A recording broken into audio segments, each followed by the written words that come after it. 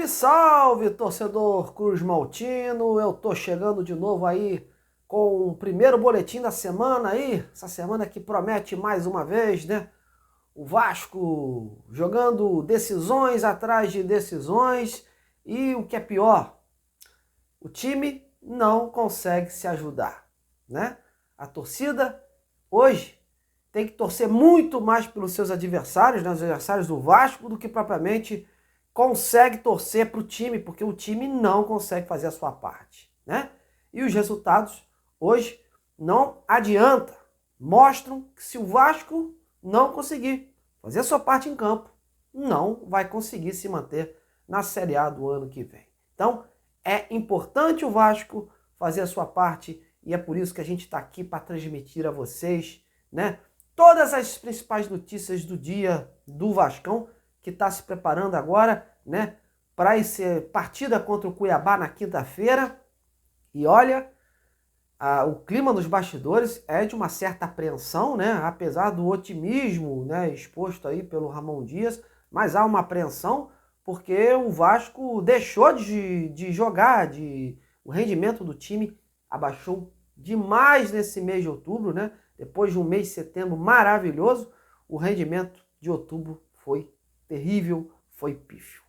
Bom, antes da gente prosseguir, já deixa o seu like nesse vídeo, aí nesse trabalho. E por favor, galera, se inscreva no canal. É muito importante, se você assiste os nossos vídeos, que você faça a sua inscrição. Mas vamos lá, meus amigos, vamos ao que interessa aí, né? Focar nessa preparação de Vasco e Cuiabá para esse dia 2, feriado aí do dia 2. Bom, o Vasco fez nos últimos 6 jogos, né? Começou o mês de outubro perdendo e terminou o mês de outubro empatando, sem vitória.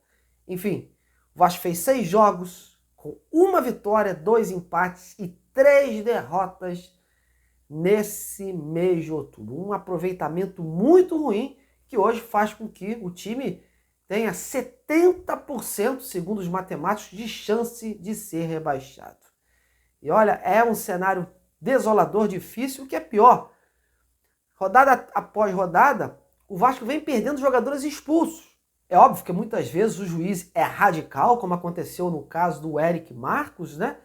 Mas o que acontece hoje é o seguinte, o Vasco teve 2 jogadores importantes, né, expulsos nas últimas 2 partidas, que foi o Paulinho e foi o Verratti, né? Fora o Medel, né, naquela bulha toda que aconteceu no jogo com o Santos no início de outubro. Enfim, o Vasco precisa se estabilizar, né, se equilibrar, né? E essa é a ordem nos bastidores, o Vasco voltar a ter um equilíbrio, né? E até porque esse final de campeonato, o time que mais oscilar não vai conseguir atingir seu objetivo. Então, o Vasco oscilou muito, né? Porque fez um mês de setembro maravilhoso e o mês de outubro fez um mês pífio. Então, a ordem nos bastidores é essa, é o time buscar o equilíbrio.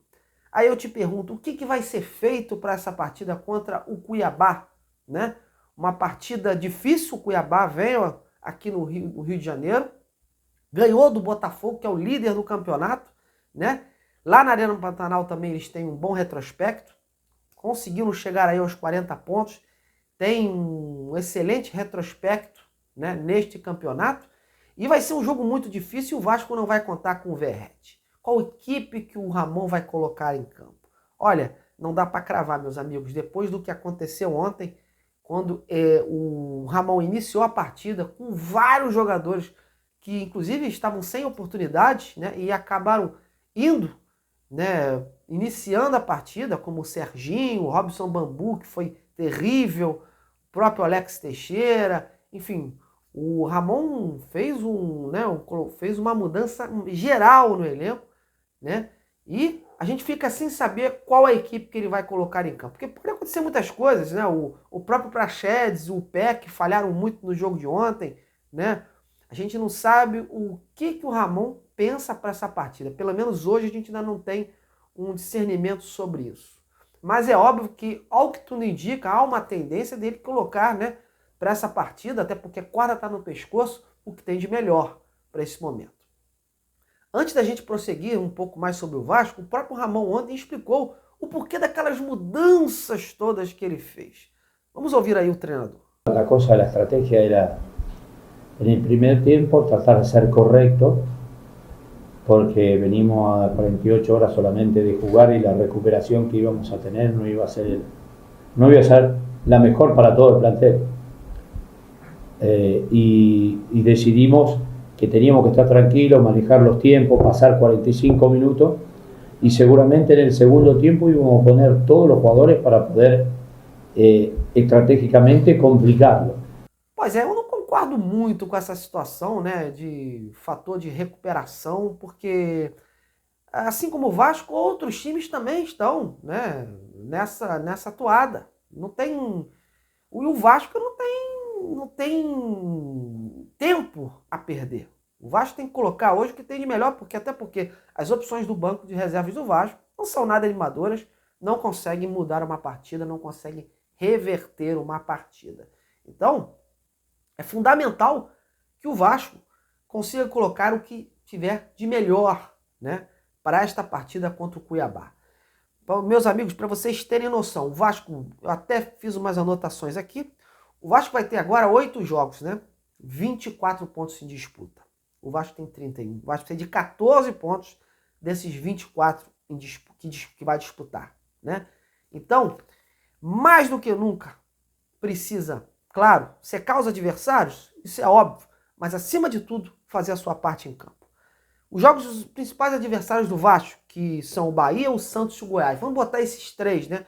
Porque o Goiás está ali na boca para sair, o Santos e o Bahia são os 2 mais próximos do Vasco. O Bahia, teoricamente, vai ter o jogo mais fácil, entre aspas, né? Porque vai jogar na sua casa contra um Fluminense que está focado na final da Libertadores, né? Está se preparando, deve vir aí com um time mistão aí, reserva, enfim.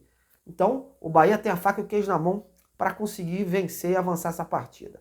Já o Santos vai ter uma parada mais dura porque vai enfrentar o Flamengo aqui, né? E o Flamengo ainda está alçando aí alguma coisa em termos de Libertadores. Então, o Santos vai ter dificuldade nesse sentido. E o Goiás vai enfrentar o Bragantino, né? Que o Bragantino também aí tá animado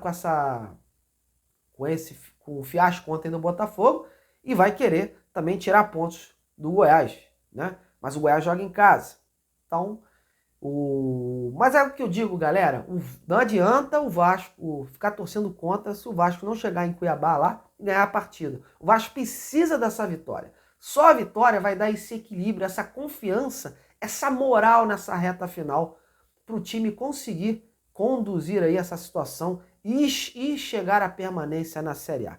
É uma situação difícil? É. Mas o Vasco tem totais condições de sair já nessa rodada dessa zona, né? Basta vencer essa partida e, óbvio, o Santos não vencer, né? Então, galera, o Vasco tem que primeiro fazer a sua parte. E por isso o Ramon está imbuído, está conversando muito com a sua comissão técnica para ver o melhor time que vai colocar em campo aí, né?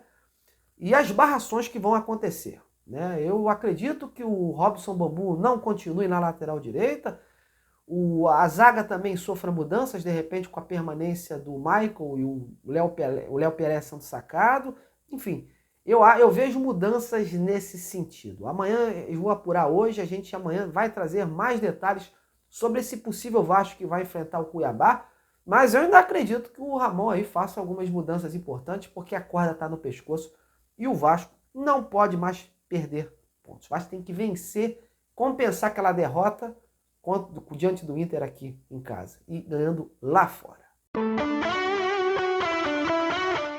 Bom, e agora a gente vai falar rapidinho do Cuiabá, né? O Cuiabá que vai ter um desfalque sério para essa partida, né? O seu goleiro titular, o Walter, né? O experiente Walter, né?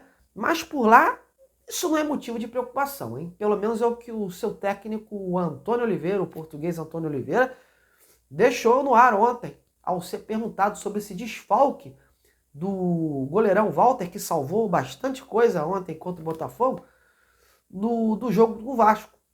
O Antônio Oliveira minimizou essa situação e injetou confiança no seu substituto. Veja aí o que o treinador falou sobre a ausência do Walter para o jogo contra o Vasco. O Walter é um grande guarda-redes, mas felizmente nós dentro do nosso naipe também temos jogadores importantes que vão dar resposta, e o João lá estará na quinta-feira, como já fez o ano passado, onde foi muito importante no jogo contra o América, que acaba por defender um penalti e num jogo determinante para nós.